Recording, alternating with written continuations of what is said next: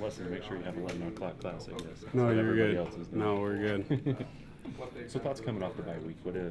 What's the team been like? What was practice like today? I think we had a really good bye week. We focused on trying to get better, not losing momentum. And I think we were able to heal up a little bit and get better, and so I think we had a good Monday practice. Mendenhall said that you guys were really physical, more physical than maybe you've been in previous bye weeks. What difference does that make? Yeah, I think just, trying to keep that edge onto us offensively and defensively, being able to run the ball and stop the run. And I think it's kind of a mindset that it was good to keep. The defense obviously was something everybody was looking at after Virginia. How do you think the defense has improved as far as playing the ball in the air, making things happen? Yeah, we put an emphasis on that. I think I don't think we're as worried maybe as other people were. I think we played pretty well. I think guys were in good spots, and like you said, just playing the ball in the air and just making a play on the ball. Utah State, this is the only in-state game this year for you guys. Well, does that make a difference? Does that mean something? To be honest, our opponent, we don't really care. Whoever we play them. We prepare the same. We watch film the same. So we don't really care who we're playing. We just try to prepare the best we can and perform. So everything's filmed, every drill, every. You're a Northern Utah guy, is it? So even when you get in for practice, Utah State kind of a little special for you? Has Wi-Fi at your house. Yeah, to be honest, not really. We just nothing to take away from them. I think every game is fun. Every game's that we only get football. It's a special sport. You only play 13 games, so every game is special, and every game is a big game. It's a playoff game every game for us. So I think we go into every game kind of with that same excitement. When you guys left for the weekend, did coaches give you any special instruction to kind of stay out of trouble? Yeah, just to keep the focus. I mean, you get out of your routine. You get in a routine, and then that bye week, it kind of throws things off. You're used to playing a game on Saturday or having practice. So, yeah, just be smart, think of the team, and, just represent BYU.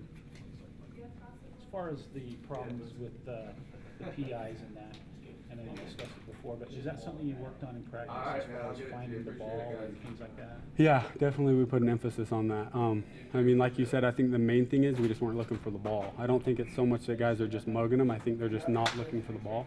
And I think it's all of us. We're all involved in that. And so we put an emphasis on that, and I think we'll see improvement. How much of a help would it be if you got more rush, just the quarterback not having as much time to get comfortable? How much difference does that make? Yeah, I mean, we can only do what we can do, right? So we cover as long as we can. Hopefully we give the D-line enough time to get there. And then at the same time, hopefully, they're trying to get there enough to rush the pass out. Have you guys been told that Chucky's redshirting, that Chucky is not going to play? To be honest, I haven't heard the first thing about that. I don't know. I couldn't tell you. For both quarterbacks? Yeah, I mean, obviously both quarterbacks have strengths and, something different they bring to the table, but I think we're just kind of preparing, either way. So. This week we hear enough people across the board talking about how you don't focus on anything but internally and what you guys can do. Is that something that's shared across the board? Do you have a hard time getting some of the younger guys to just worry about yourselves? No, I think they kind of understand it too. We try to set an example for them. Just that, because it really doesn't. I mean, whoever you play, to be honest, it doesn't really matter. It's more of our execution, our effort. And so obviously we study the opponent. We try to know tendencies and things like that. But at the end of the day, it comes down to how well we can perform our own game plan. That being said, you guys weren't entirely pleased with your defensive performance against Virginia. Have you had a chance to reflect and kind of think about it a little bit more? Yeah. We spent a few days on that, trying to clean things up, trying to figure out, where we went wrong, what we could do better, and then we kind of just put it to rest and then focused on getting better, and then now our focus is obviously on Utah State.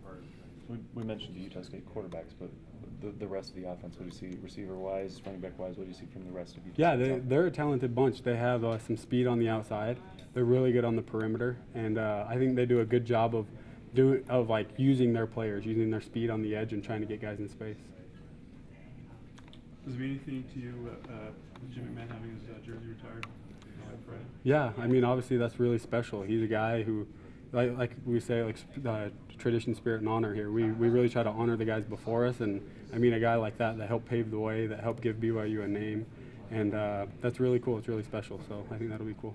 What does Jim McMahon mean to the people up there close to where you're from, where you played high school balls? Yeah. Obviously, a lot of people up there. He's got a ton of fans, and he's kind of a hometown boy, and yeah, he was an amazing player. He even went on to, you know, have an NFL career and stuff like that. So I think BYU as a whole in the state, I think of Utah really sees him kind of as a BYU icon.